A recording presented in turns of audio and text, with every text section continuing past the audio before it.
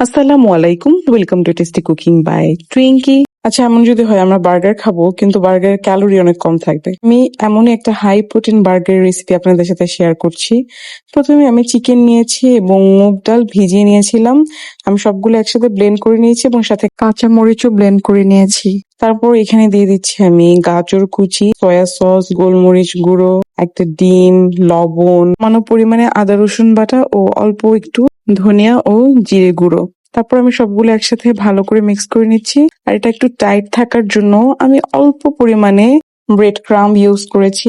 ডালটা আমি কাঁচাই ব্লেন্ড করেছিলাম আর স্মুথ পেস্টের জন্য আমি একেবারে অল্প পরিমাণে পানি ইউজ করেছি, যার কারণে আমি সামান্য একটু ব্রেড ক্রাম্ব অ্যাড করেছিলাম। প্লেটে ঘি ব্রাশ করে তারপর আমি এটা বেক করে নিয়েছি 6 থেকে 7 মিনিট।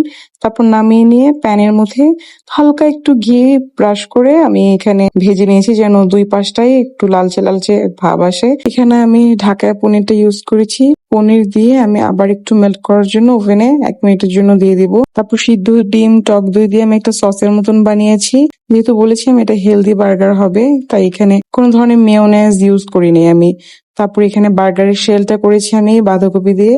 বাঁধাকপিটা স্টিম করে তারপর পাতাটা যখন নরম হয়ে যাবে তার মধ্যে আমি পুরো বার্গারটা সেট করে নেব। প্রথম প্যাটিটা দিয়ে তারপর একটু সস দিয়ে এই তো আমার মজাদার high protein healthy burger ready. ইফতারে আপনারা এই বার্গারটা খেতে পারেন বানিয়ে। আশা করি ভালো লাগবে। আল্লাহ হাফেজ।